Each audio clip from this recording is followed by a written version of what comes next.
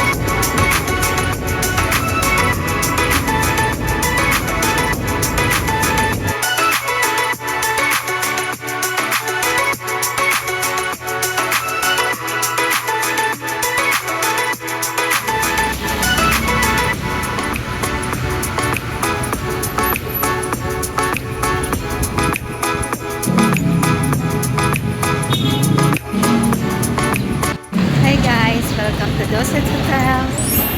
We're here.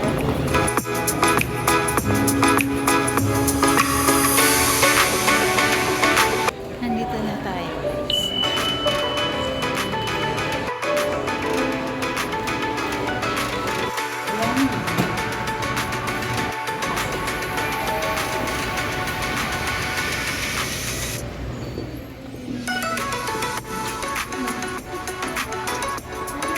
Good morning.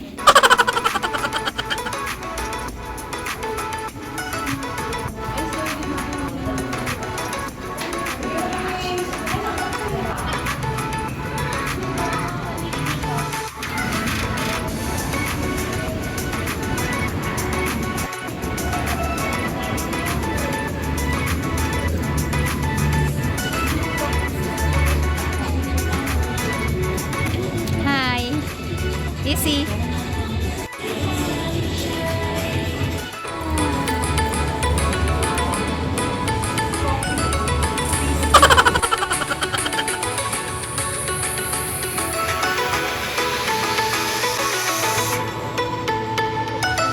And 2 minutes. While waiting, please feel free to get yourselves a cup of tea or coffee and enjoy the music and TV season we've prepared for you.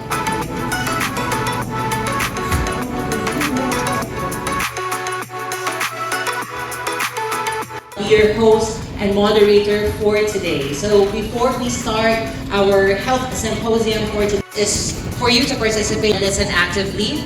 You will have the opportunity as well to answer questions in appreciation to them by giving them a round of applause. So good morning and welcome to Miss Aileen Lara Ladines, Miss Diane Vargas, Miss Jen Kiley, and to Mr. Erickson Copias. All right, thank you and welcome to our health symposium today. Wellness isn't just about physical fitness or nutrition. True wellness is holistic.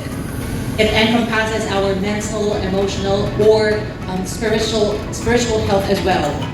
Emotional well-being is about how we feel, how we manage stress, how connected we feel to ourselves with patience, with balance, and fulfillment. For Ms. Lirio Torres.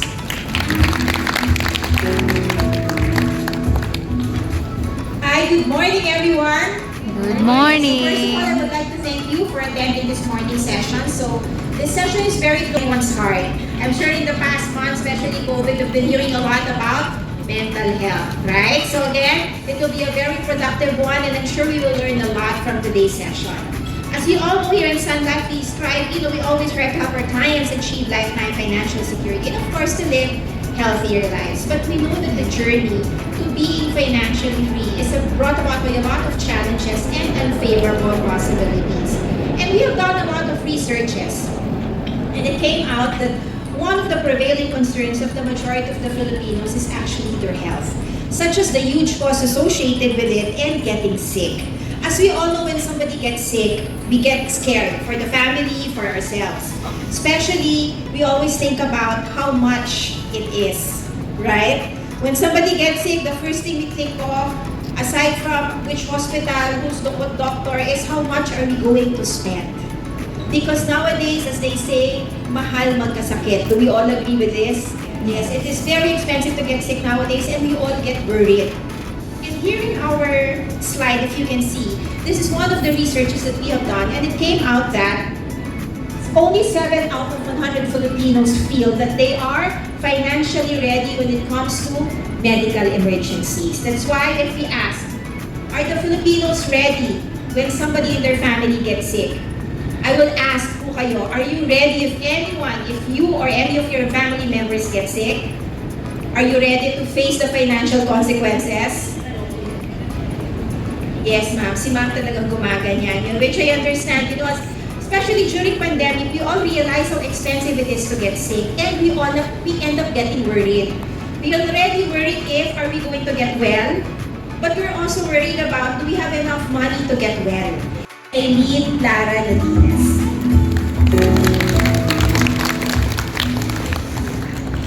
Thank you very much, Ms. Torres, and thank you to everyone who is with us this morning. So, on behalf of Johnson & Johnson, I would like to thank again Sun Life, everyone who is here, for giving us this privilege to talk about mental health and wellness, well-being. So, with that story in mind, we truly there's also hope. And so with that one, allow me to introduce our speaker for this morning.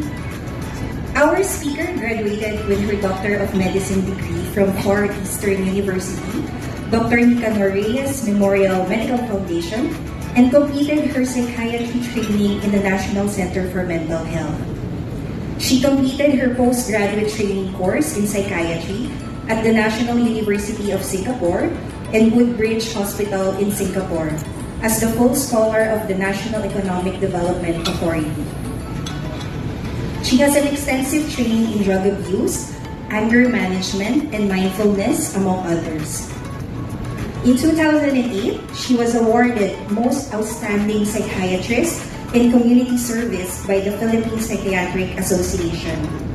She is an experienced psychiatrist and is the founding president and executive director of MetroPsych Facility Roads and Bridges to Recovery Drug Treatment and Rehabilitation Center in both Manila and Cebu. So without any further ado, I'm very much honored to introduce our speaker, Dr. Benita Santa Ana Ponyo.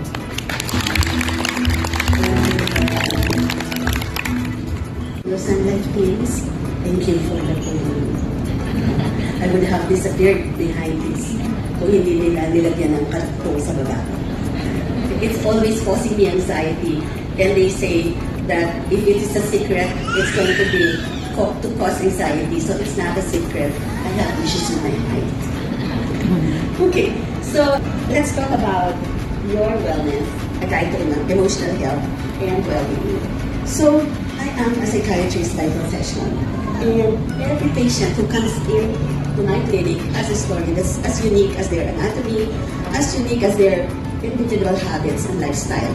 A few months ago, Mrs. C discovered that Mr. C has been having extramarital affairs with the same-sex partners. So wow, diba? That must have been devastating. And yet they're wanting to keep the relationship together, to be together, no? But Mrs. C has started having hypertension. Okay?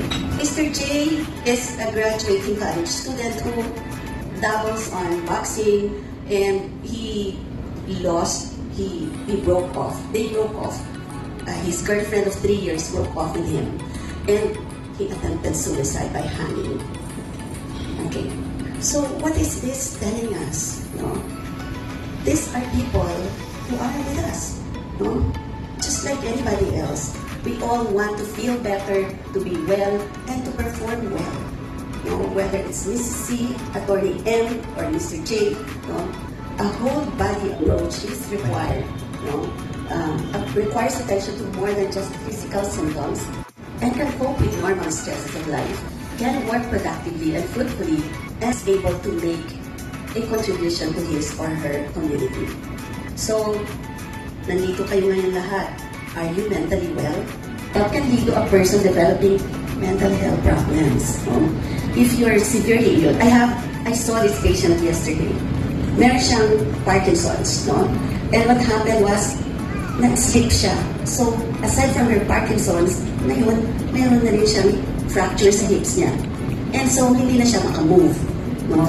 And the reason why she consulted was, hindi na siya makatulog sa gabi, palagi nang mainit ang ulo niya, she knows that her family is taking care of her, but she's getting to be very irritable. So, yun yung ating sinasabi. No? She is in a depressive episode because of the physical problem. Make decisions for your own physical health. So, yan yung magiging resulta. A physical health problem can impact our cognitive and emotional abilities. So, just like the patient I mentioned earlier, her physical problem is already impacting her relationship with her family because of her irritability. And why? So the next slide might feel like overwhelming, but let me just make it simple for us.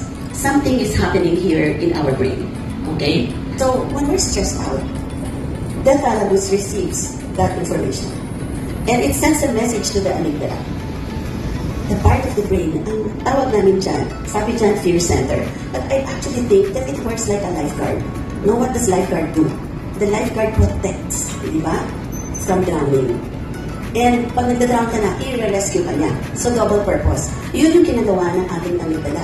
So, if there's stress, our amygdala will take action to protect us. Okay? So, ano mangyayari? It will signal the motor cortex to prepare us. No? Matetense tayo.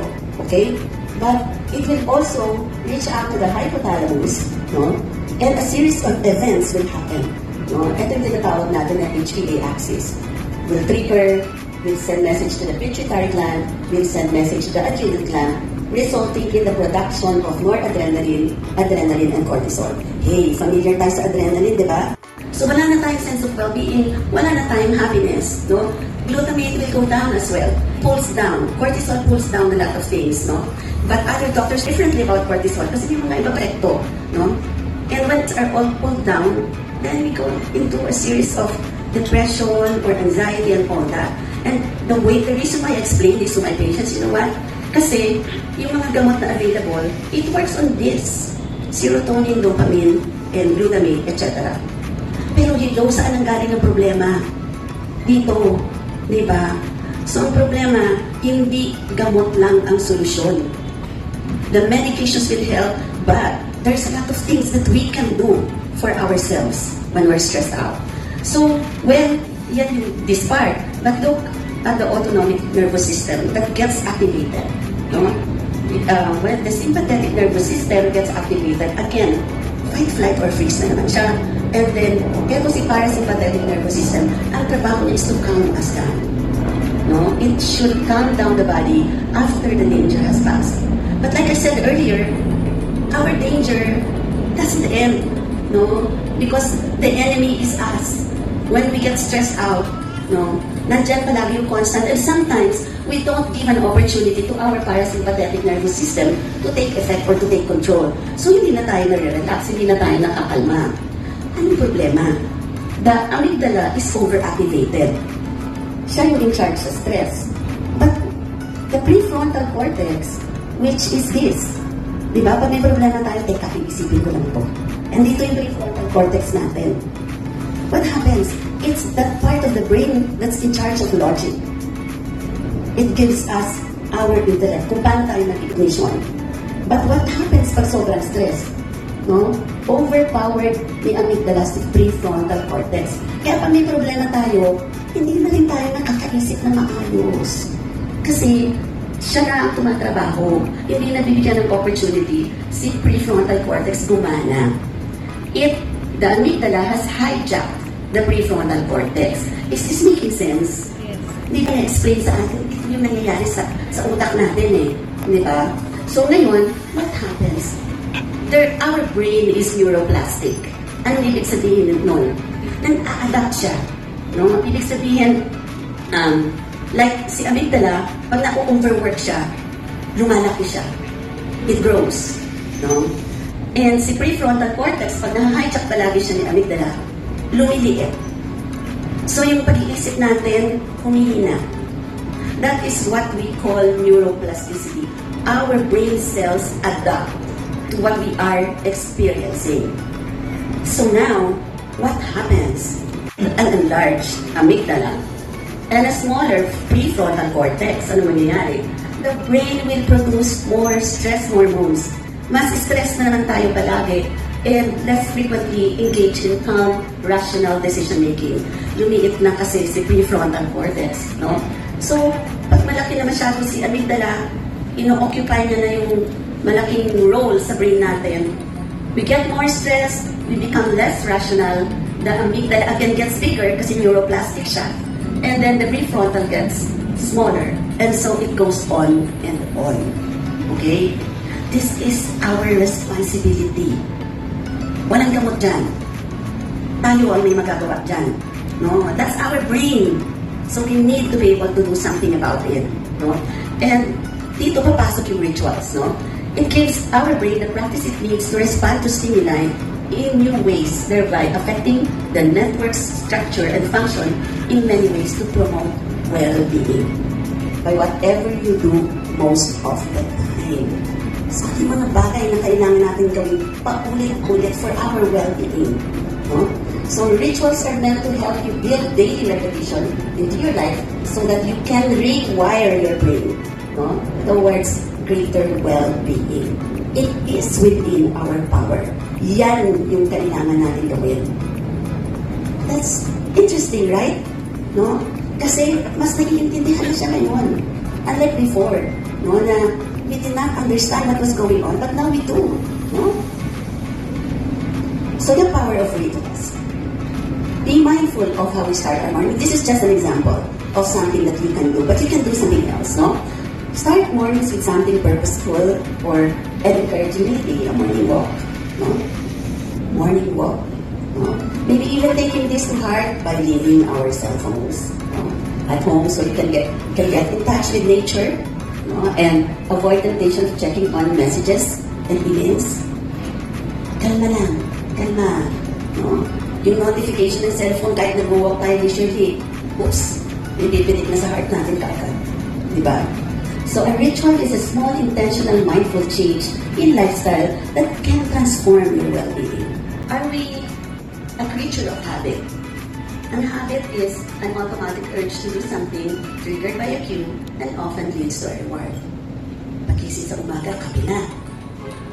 That's a habit. Because merong reward. Agad-agad. Masarap na pakiramdam, gising na tayo. Okay? Guys, a deliberate practice. Ano ba yung routine natin? Pagising sa umaga, maliligo, and all that. Diba? So that's a routine. Brush your teeth, no? Have your breakfast. No? Ritual. Ano yung ritual? No? It's an intentional practice that has a clear design purpose. So yung example kanina, if you decide to make walking as a ritual, no? Ano ba ang clear design purpose mo nun? Maging sexy? That's not going to happen. You know, I know. I walk 2 to 4 kilometers every morning. Hindi naman ako naging sexy. Diba? But I feel well. Diba? And at my age, I really feel well. No? I'm almost 69 and I have 6 grandchildren. I still feel well because I walk every morning. Diba? Boy, thank you. So, the stress-hardy mindset. It cannot just be balance. The core principle is to ensure that neither aspect